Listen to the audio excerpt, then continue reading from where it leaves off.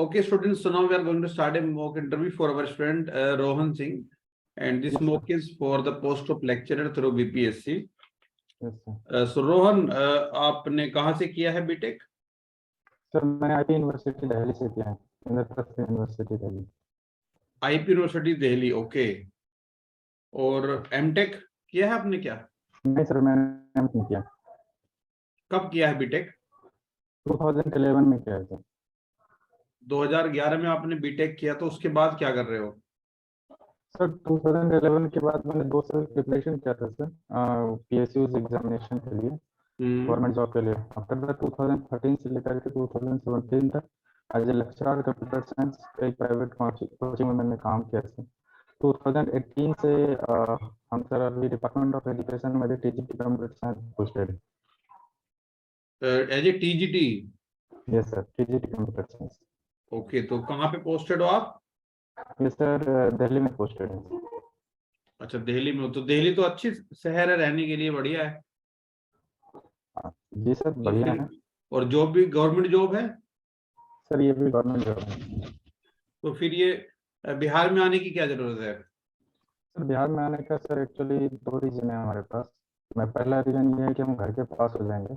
घर का थोड़ा वो है, हमारा प्रॉब्लम है, हमारे फादर की प्रॉब्लम है उसमें, इसलिए मैं घर के पास चाहता हूँ सर। और मुझे यहाँ का वेदर ठीक नहीं लगता है, दिल्ली का वेदर, इसलिए भी मुझे यहाँ से थोड़ा सा सर बाहर निकलना था। ओके। तो मैं कई जगह ट्राई कर रहा था बिहार में। अच्छा, ये बिहार में मेरा इंद्रप्रस्थ यूनिवर्सिटी है आपका जहां से आपने किया है, तो जी सर। इंद्रप्रस्थ का हिस्टोरिकल क्या सिग्निफिकेंस है? हिस्टोरिकल सिग्निफिकेंस इंद्रप्रस्थ यूनिवर्सिटी का?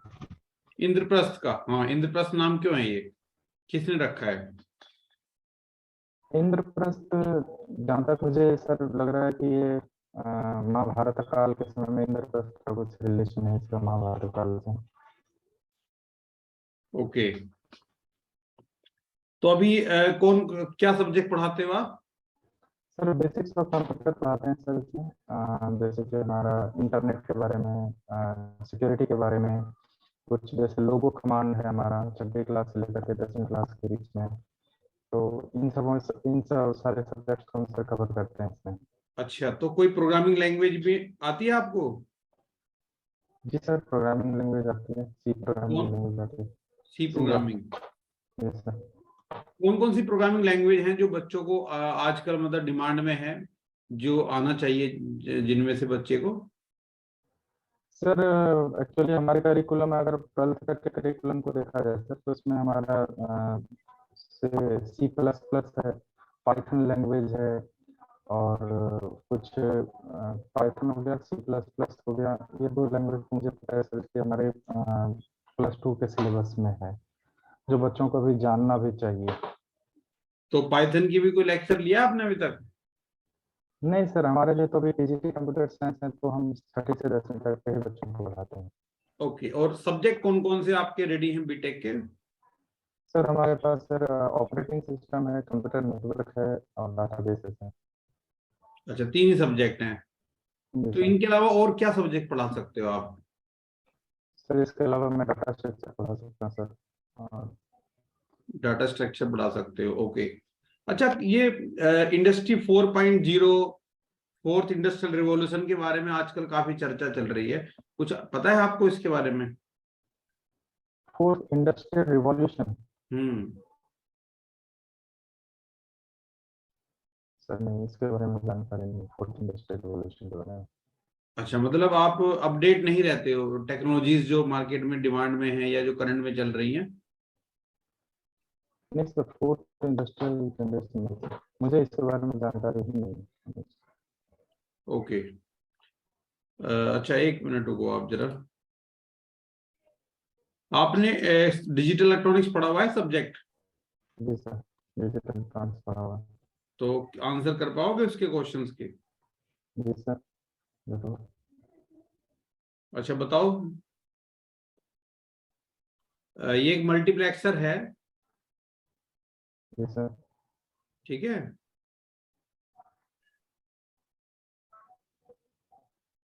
ये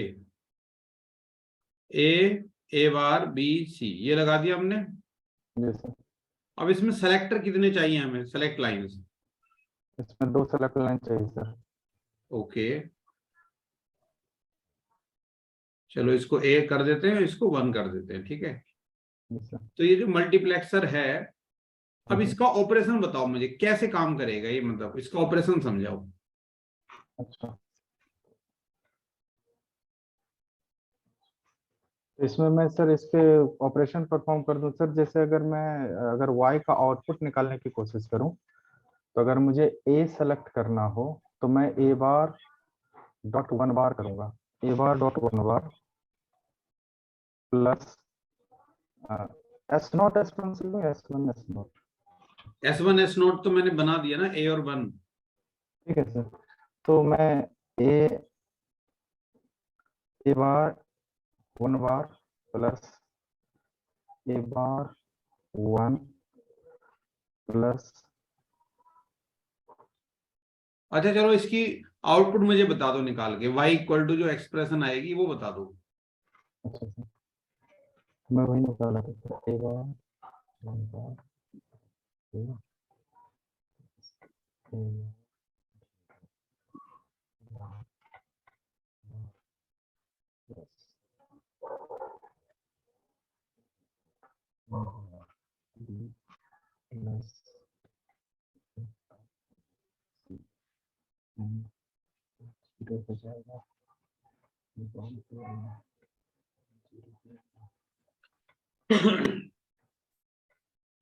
इसका सर आंसर आएगा a bar plus c। A bar plus C। जी सर। अच्छा, अच्छा इसको अगर मैं नैंड गेट से रियलाइज करना चाहता हूँ एक्सप्रेशन को, यूजिंग नैंड गेट ओनली, जी सर। ठीक है, और जो इनपुट्स हैं वो विदाउट कॉम्प्लीमेंट ही अवेलेबल हैं, और 2 इनपुट के नैंड गेट हम यूज कर सकते हैं, तो क्या आप बना सकते हो इस सर्किट को? Input NAND gate without NOT gate का इस्तेमाल करके। हाँ, कोई भी, मतलब डायरेक्टली आप इनपुट सिग्नल यूज कर सकते हो, जी सर। कॉम्प्लीमेंटेड आउटपुट कोई अवेलेबल नहीं है हमारे पास, तो नैंड गेट से कैसे बनाएंगे इसको?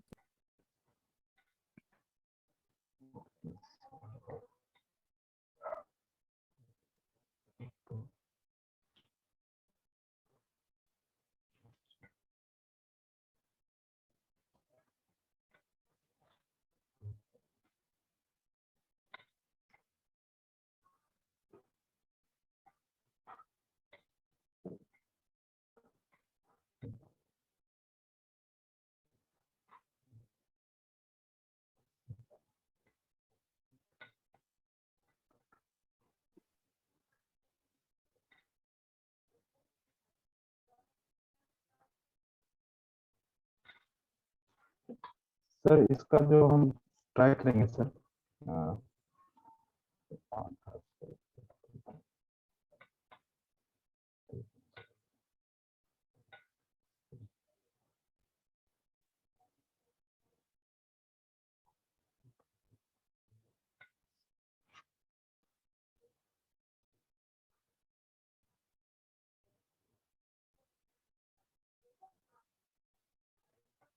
कितने नैंड गेट की जरूरत पड़ेगी हमें minimum?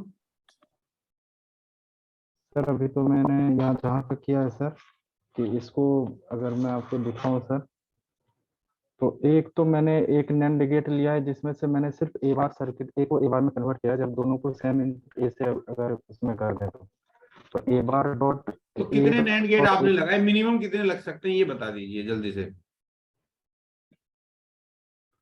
Sir minimum 3 NAND gate पर हमारा हो जाएगा सही। ओके, मिनिमम 3 नैंड गेट आपने बोला, ठीक है। जी सर। चलो, अच्छा ये बताइए, एक बैग है, जी सर। उसमें हमारे पास 4 रेड 3 ग्रीन, ठीक है, 4 रेड और 3 ग्रीन बॉल्स हैं। जी सर। हम इसमें 2 बॉल ड्रॉ करना चाहते हैं, 2 बॉल्स, जी सर। ठीक है, one after another without replacement, जी sir. Without replacement, one after another without replacement. तो आप मुझे प्रोबेबिलिटी बताइए, what is the probability that second ball is red. The ball is red. Yes. What is the probability that second ball drawn is red? इसकी probability आप मुझे बताइए.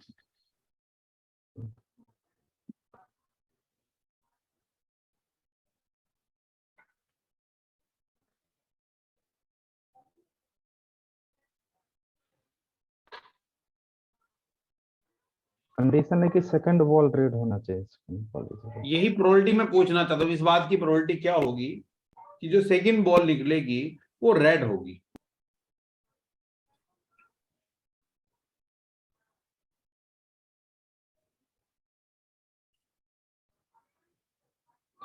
Three C1 dot 4C1 divided by 7C2. तो क्या answer आ जाएगा? 3 into 4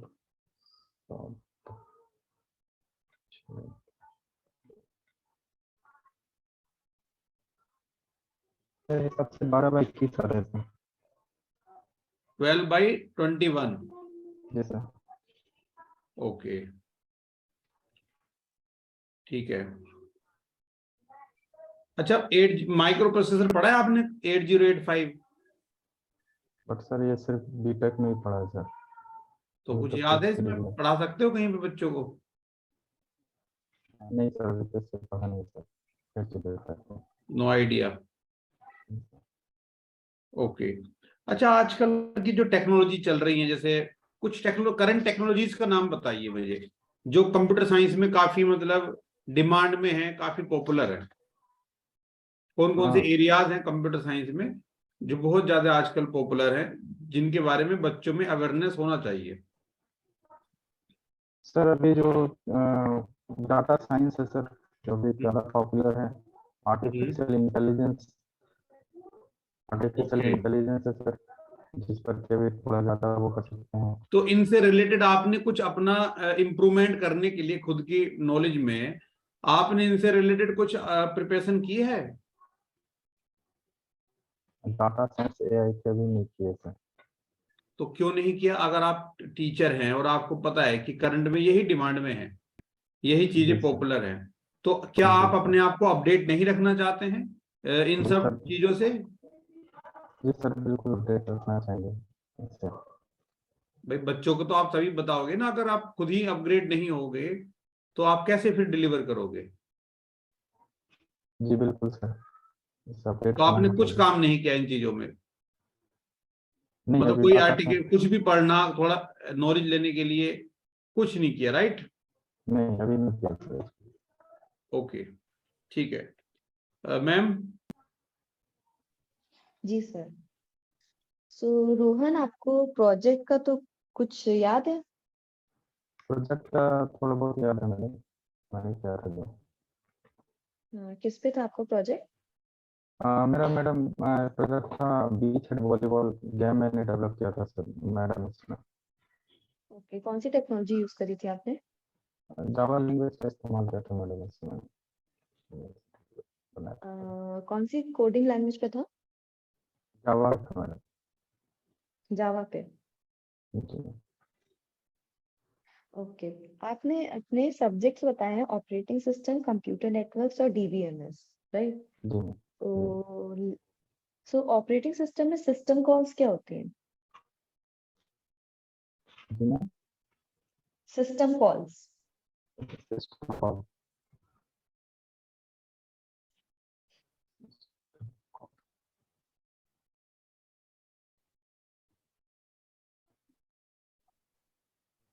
fork का नाम सुना है आपने? जिसमें किसमें? फोर्क. Fork, FORK. जी, फोर्क. फॉर्क का नाम सुना है. तो क्या होता है? फॉर्क एक्चुअली ये जो होता है, फॉर्क जो है वो एक चाइल्ड प्रोसेस क्रिएट करता है मैडम. एक्चुअली क्या होता है कि जब कभी भी किसी प्रोग्रामिंग लैंग्वेज में अगर हम फॉर्क फंक्शन को कॉल करते हैं, तो वो एक चाइल्ड प्रोसेस को क्रिएट करता है. एक्चुअली वो पेरेंट की ही सारी चीज़ों को कॉपी करता है फॉर्क, और वो आगे के फंक्शन को क्या करता है, हमें एग्जीक्यूट कराता है. बट फॉर्क जो है वो अपने जो अगर रिटर्न मान वैल्यू लीजिए आप 10 फॉर्क लगाते हैं वन आफ्टर द अदर, तो total number of child process कितने बनेंगे? 2 की पावर 10 माइनस 1। तो कितना वैल्यू आएगा इसका? हाँ, ये आएगा 23। 1023। ओके। रेस कंडीशन पर आप कोई एग्जांपल दे सकते हैं? रेस कंडीशन एक्चुअली क्या होता है मैडम कि जब कोई दो प्रोसेस सेम क्रिटिकल सेक्शन में इंटर करने की कोशिश करता है, तो क्या होता है कि कोई एक प्रोसेस जो कोई उस रेस को विन करेगा वही उस प्रोसेस को क्या करेगा, चेंज कर देगा। तो दो प्रोसेस अगर अपने क्रिटिकल सेक्शन में एक साथ अगर इंटर कर सकता है तो वो डाटा के जो इनकंसिस्टेंसी वो डीपर हो जाएगा, वो इनकंसिस्टेंट हो जाएगा। छोटा सा कोड लिख सकते हैं, कोड स्निपेट, जिससे समझ आ जाए कि क्रिटिकल सेक्शन क्या है और रेस कंडीशन कहाँ पे हो रहा है। जी मैम, अच्छा मैं कोड लिख करके बताता हूँ। हाँ, छोटा सा स्निपेट लिखिएगा, बहुत लंबा कोड नहीं लिखना है। हम्म,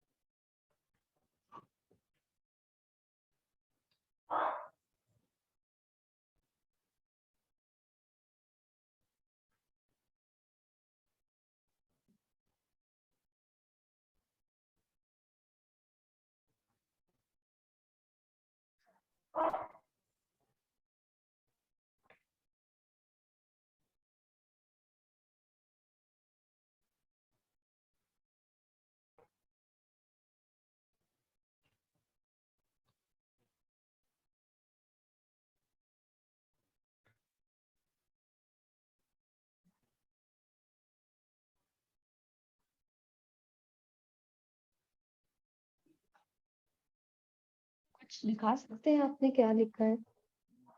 मैडम मैंने एक दो रजिस्टर्स वैल्यू ली है, R1 पर R1 R2 प्लस R3 का एडिशन परफॉर्म किया है, एक हम्म, मेन कोड में मैंने लिया है। और यही सेम जो है वो मैंने सेम कोड मेन के दूसरे पार्ट में भी R2 प्रोसेस P2 प्रोसेस में भी मैंने लिया है। तो ये कहने का ये मतलब है कि मैडम अगर सेम कोड को अगर हमारा P1 और P2 प्रोसेस अगर एक्सेस करता है तो जो वैल्यू हो सकता है वो मैनिपुलेट हो जाएगा मैडम, वो चेंजेस हो जाएगा। अगर आपके एक एक वैल्यू अगर अपने क्रिटिकल सेक्शन में कुछ और रन कर रहा हूँ और वही सेम सॉरी प्रोसेस तो एक के बाद एक ही एग्जीक्यूट होगा ना। आप अज्यूम करके चलिए कि मल्टी प्रोसेसर की बात नहीं हो रही है। तो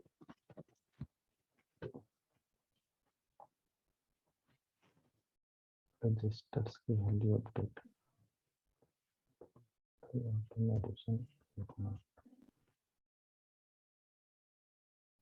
अच्छा ठीक है, ओएसआई लेयर्स का आपको कुछ पता है? जी मैम, ओएसआई लेयर का मुझे मालूम है। एक्चुअली ओएसआई जो होता है ओपन सिस्टम इंटरकनेक्शन लेयर होता है, उसका प्रोटोकॉल है जो 7 लेयर के कॉम्बिनेशन से बना हुआ है मैडम। जो अपर लेयर है वो हमारा एप्लीकेशन लेयर है, जो लोअर लेयर है वो हमारा फिजिकल लेयर है। इसके 7 लेयर का जो सिस्टम है वो होता है हमारा एप्लीकेशन लेयर, जो 7th लेयर होता है जिसमें यूजर कनेक्टेड होते हैं, और जो सबसे नीचे होता है वो फिजिकल होता है जिसमें हमारा सिस्टम कनेक्टेड होते हैं। तो एप्लीकेशन तो एप्लीकेशन के बाद प्रेजेंटेशन लेयर है, सेशन लेयर है, ट्रांसपोर्ट लेयर है, और ट्रांसपोर्ट लेयर के बाद हमारा नेटवर्क लेयर है, डाटा लिंक लेयर है, फिजिकल लेयर है। तो ओएसआई मॉडल में डेटा जब मूव करता है तो एप्लीकेशन लेयर से डेटा मूव करके वो फिजिकल लेयर तक आता है। ओके, तो जो डेटा लिंक लेयर है उसमें फ्लो कंट्रोल प्रोटोकॉल्स बता सकते हैं आप? जी मैडम, फ्लो कंट्रोल एक्चुअली क्या होता है, फ्लो कंट्रोल मैकेनिज्म का इस्तेमाल हम लोग जो करते हैं वहाँ पर क्या होता है, मल्टीपल प्रोसेस मल्टीपल जो सिस्टम होता है वो एक साथ एक कॉमन चैनल को एक्सेस करने की कोशिश करता है। तो उसमें मल्टीपल प्रोसेस एक साथ एक सिस्टम को फ्लो जी। तो वहाँ पर क्या होता है कि एरर होने के चांसेस या मल्टीपल फ्रेम जब हम ट्रांसमिट करेंगे सिंगल चैनल में, तो वहाँ पर एरर होने के चांसेस ज़्यादा होते हैं, यानी कोलिजन होने के चांसेस ज़्यादा होते हैं। तो उस कोलिजन को कंट्रोल करने के लिए हम लोग मैडम फ्लो कंट्रोल मैकेनिज्म का इस्तेमाल करते हैं। इसकी टेक्निक्स के नाम याद है आपको? अच्छा, फ्लो कंट्रोल में, हाँ मैडम, अलोहा है, स्लॉटेड अलोहा, प्योर अलोहा है, स्लॉटेड अलोहा है, सीडीएम में है,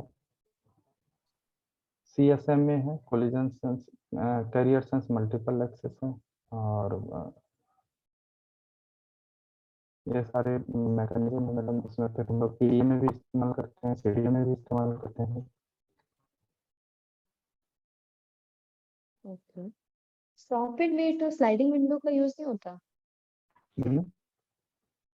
स्टॉप एंड वेट प्रोटोकॉल हाँ, और stop and sliding wait, window. अच्छा मैं वो, हाँ, स्टॉप एंड वेट प्रोटोकॉल इस्तेमाल होता है madam, go back and protocol इस्तेमाल होता है, और स्लाइडिंग, हाँ स्लाइडिंग में गो बैक एंड और सेलेक्टिव रिपीट प्रोटोकॉल का भी इस्तेमाल होता है।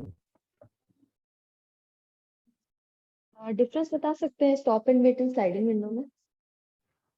स्टॉप एंड वेट प्रोटोकॉल में होता है मैडम कि जब हम कोई एक फ्रेम सेंडर से रिसीवर की ओर ट्रांसमिट करते हैं, तो वो ट्रांसमिट होने के बाद जब तक उसके रिसीविंग सिग्नल सेंडर के पास नहीं पहुंच जाता, तब तक वो जो है हमारा दूसरा फ्रेम ट्रांसमिट नहीं करता है। तो इसमें जो हमारी वेटिंग टाइम होती है वो तकरीबन 2 TP के बराबर हो जाती है, 2 इंटू प्रोपेगेशन टाइम के बराबर हो जाती है। तो ये काफी, इसकी जो एफिशिएंसी या इसका जो बैंडविड्थ का जो यूटिलाइजेशन होता है वो काफी कम हो जाता है स्टॉप एंड वेट प्रोटोकॉल में। जबकि गो बैक एन कॉन्सेप्ट में क्या होता है कि हमारे पास एन विंडो का या एन साइज ऑफ विंडो का एक साथ हम फ्रेम को ट्रांसमिट करते हैं without waiting the acknowledgement of an any packet. किसी भी पैकेट के एक्नॉलेजमेंट को वेट किए बगैर जो हमने जितनी भी विंडो बनाई है एन विंडो साइज का, उतने को एक साथ हम एक बाय वन ट्रांसमिट करते हैं, और जैसे जैसे उसका एक्नॉलेजमेंट आता है हमारी विंडो स्लाइड करती जाती है, वैसे वैसे नए नए फ्रेम को हम उसमें इंसर्ट कराते जाते हैं। इससे क्या होता है कि हमारी बैंडविड्थ का जो यूटिलाइजेशन है वो comparison to go back and, sorry, comparison to stop and wait वो काफी ज्यादा हो जाता है हमारा मैडम। बट इसकी एक ड्रॉबैक है, क्योंकि इसका रिसीवर विंडो साइज है वो एक सिंगल का होता है। अगर एक भी हमारा फ्रेम अगर लॉस हो जाता है, तो रिमेनिंग जितने भी उसके पीछे आ रहे हैं वो सारे डिस्कार्ड हो जाते हैं। तो इसमें जो एफिशिएंसी तो इस्तेमाल कर सकते हैं, लेकिन इसमें एरर होने के चांसेस ज़्यादा होते हैं। तो इसकी जगह पर हम लोग सिलेक्टिव रिपीट का इस्तेमाल करते हैं। जो विंडो साइज हम सेंटर एंड पर लेते हैं वही हम रिसीवर एंड पर भी लेते हैं। अगर इसमें आउट ऑफ ऑर्डर भी डाटा पैकेट आता है तो हम उसे क्या करते हैं, रिसीव कर लेते हैं रिसीवर एंड में। तो दोनों एफिशिएंसी साइड रिसीवर की विंडो का साइज क्या होता है? रिसीवर की विंडो का साइज क्या होता है स्टॉप एंड वेट और स्लाइडिंग विंडो में? Receiver and receiver sender window दोनों की। मैडम स्टॉप एंड वेट में तो 1 1 साइज के होते हैं, और जो विंडो साइज होते हैं गो बैक एंड में 2 की पावर n होता है, और 1 होता है हमारा रिसीवर एंड पर, सेंडर एंड में 2 की पावर n होता है। जबकि स्टॉप, सॉरी, सेलेक्टिव रिपीट में हमारा होता है 2 की पावर n-1, n-1 के साथ। सेंटर और ओके। रिसीवर दोनों का बराबर होता है। तो एग्जैक्ट को कुछ याद है? इस X E E X E C system call, कुछ पता है आपको उसके बारे में? EXE E X E C. EXEC system call, नहीं मैडम इसके बारे में एग्जैक्ट आइडिया नहीं है। Okay Rohan, so let's go to the feedback. System calls की डेफिनेशन आपको नहीं है आपकी, तो जी ये बेसिकली कम्युनिकेट करने के लिए यूज होता है ऑपरेटिंग सिस्टम से। ठीक है। ये एक स्पेशल फंक्शन है जो कि प्रोसेस जो है कोई एक्शन रिक्वेस्ट करता है ऑपरेटिंग सिस्टम से, तो उसको सिस्टम कॉल जनरेट करना पड़ता है, और यूजर कॉल जी के लिए कोई भी ऐसे हो सकता है। ठीक है। उसके बाद जो आपने आंसर किया था फॉर, वो सब तो ठीक था, और फ्लो कंट्रोल भी आपने सही बता लिया था। तो बाकी चीजें तो ठीक थी। हाँ, ये लास्ट में मैंने EXEC पूछा था, तो ये एक सिस्टम कॉल होता है ऑपरेटिंग सिस्टम का। अगर हम जब भी इसको यूज करते हैं तो क्या होता है कि जो पुराना प्रोसेस चल रहा होता है उसका सारा डेटा चला जाता है और ये मतलब फ्रेश वे में एग्जीक्यूट करना स्टार्ट। ठीक है। सेम प्रोसेस का ही फिर फ्रेश में स्टार्ट होता है मैडम कि क्यों न्यू प्रोसेस का? न्यू प्रोसेस नहीं है, प्रोसेस सेम होगा, बस उसका डेटा फ्रेश होगा, रिफ्रेश टाइप अच्छा, का है। ठीक है। मतलब रिफ्रेश टाइप का होगा।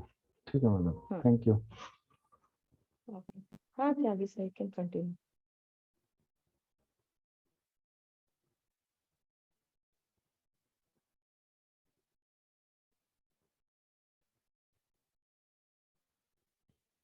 Rohan, yes sir. देखो एक तो थोड़ा सा ये जो लेटेस्ट टेक्नोलॉजीज है ना, जी तो सर। इनके बारे में थोड़ा सा पढ़ लो यार, हल्का सा आइडिया रखो, ज्यादा डेप्थ में नहीं जाएंगे, बट हाँ कम से कम तुम्हें पता हो कि आर्टिफिशियल इंटेलिजेंस में क्या है, IoT क्या है, इंडस्ट्री 4.0 यही तो है। जो आजकल की टेक्नोलॉजीज हैं इनका यूज करके प्रोडक्शन को और ज्यादा ऑप्टिमाइज करना, मतलब बढ़ाना, ये हमारा टारगेट है आगे ना।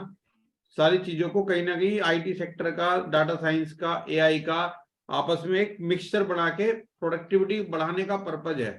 इंडस्ट्री 4.0 के अंदर ये सब चीजें आती हैं, उसमें बहुत सारी टेक्नोलॉजीज हैं उसके अंदर, 3D प्रिंटिंग है जैसे। ठीक है, तो इन सब के बारे में थोड़ा अवेयरनेस भी जरूरी है, टीचर हो ना तुम, जी सर। तो तुम अगर बिल्कुल। खुद नहीं पता रखोगे तो बच्चों को क्या बताओगे फिर तुम। जी सर, मैं तो इसके थोड़ा बारे में पढ़ लो जरूर इनके बारे पढ़ूंगा। में अगर टाइम है तो, ठीक है। जी सर, बिल्कुल पढ़ूंगा। एक हाँ, चीज मैंने मिस कर दी रोहन, जो आपने कोड लिखा था उसमें वो ठीक था, बस उसमें आपने प्रियम्पशन टर्म मिस कर दिया था, जो क्रिटिकल सेक्शन रेस कंडीशन वाला। ठीक है। Okay ma'am. अब जैसे तुम्हारा CS ब्रांच है ना, तो CSE ब्रांच में प्रोबेबिलिटी थ्योरी का काफी इंपॉर्टेंट रोल है। जी प्रोबेबिलिटी जी थ्योरी, लीनियर अलजेब्रा, ये जी दो सर। टॉपिक से हो सकता है कोई क्वेश्चन पूछ ले वो। ठीक है, हम्म, तो इन पे एक बार अगर नजर दौड़ा लो, रिकॉल कर लो इनको। जी सर। और जैसे यहाँ पे क्वेश्चन था कि भाई 4 रेड है, 3 ग्रीन बॉल है, 2 बॉल हम्म, निकालनी है, तो हमें प्रोबेबिलिटी चाहिए कि सेकंड बॉल रेड हो।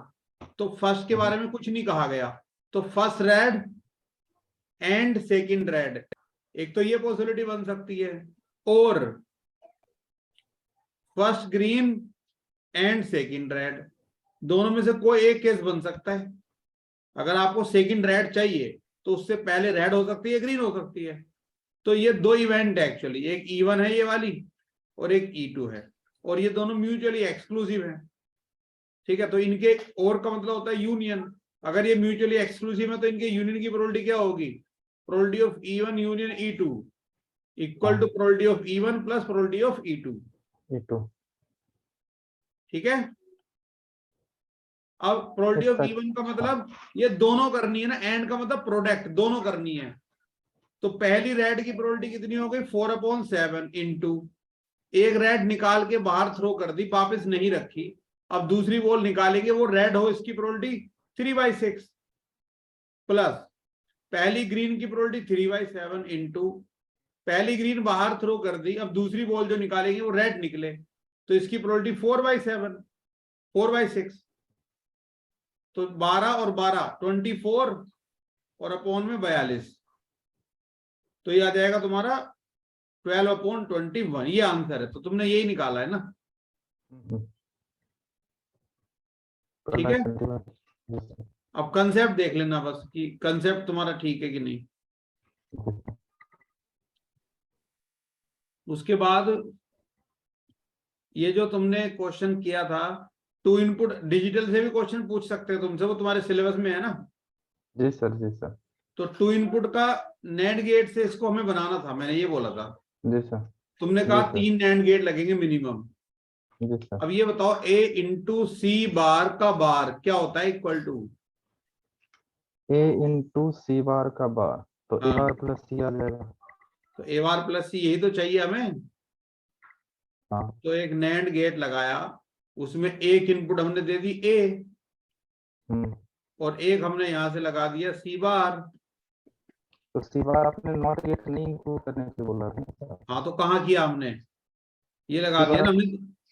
ए और सी दोनों यूज कर रहे हैं डायरेक्टली हम यहाँ पे, देखो ना ये विदाउट कॉम्प्लीमेंट अवेलेबल है ना दोनों ए और सी।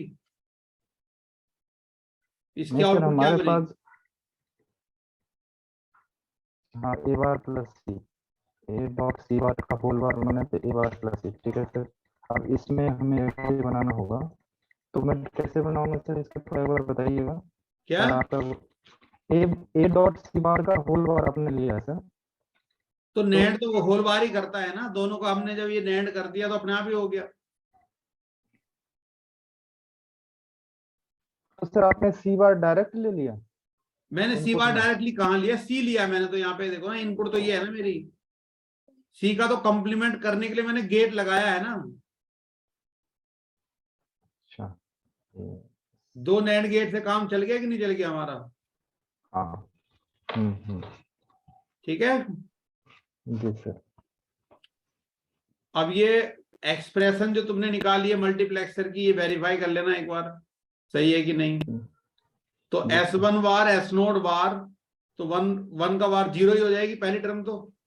हाँ ठीक है, A बार और S0 हो गया 1 और इंटू 1। ठीक है, ये 0 1 2 3 ये है, ये सीक्वेंसिंग थोड़ा ठीक करके लिख लेना, 0 1 2 3 ऐसे। और प्लस अगला क्या है आपका A, ये भी 0 ही हो जाएगा, जी सर। ए डॉट वन बार जो भी प्लस A इंटू 1 इंटू सी, तो ये तो A बार प्लस ए सी, तो A बार प्लस सी, ये तो ठीक है तुम्हारा। तो बेसिक क्वेश्चन मतलब कहीं से भी बन सकते हैं जो सिलेबस तुमने पढ़ा हुआ है, अदर देन जो तुम्हारे मेन सब्जेक्ट है, जो तुम बोलोगे वो तो पूछेंगे ही, वो डाटा स्ट्रक्चर एल्गोरिथम जैसे तुम बोलोगे तो वो तो वहीं से पूछ क्वेश्चन बनेंगे, पर उसके अलावा भी पॉसिबिलिटी है, ध्यान रखना। ठीक है सर। और क्यों आप ज्वाइन करना चाहते हो, तो आप बोलो कि सर 2 रीजन है मेरे इसको ट्राई करने के जॉब को। एक तो सर ये है कि मेरी फैमिली बिहार में ही है, मेरे ऑल रिलेटिव्स भी बिहार में ही हैं, ठीक है, तो मैं उधर ही शिफ्ट होना चाहता हूँ दिल्ली से, जी सर। क्योंकि दिल्ली से बिहार मूवमेंट में मतलब काफी टाइम लगता है और कनेक्टिविटी बिल्कुल खत्म हो जाती है वहां पे अपने रिलेटिव से, घर वालों से। तो मैं बिहार में ही सेटल होकर रहना चाहता हूँ ताकि अपने परिवार को भी मैं कुछ अपना टाइम दे सकूं। और दूसरा रीजन सर ये है कि यहाँ पे मैं एक स्कूल में हूँ और स्कूल में जो कंप्यूटर साइंस है वो जस्ट एक सब्जेक्ट की तरह है, 1 सब्जेक्ट ओनली।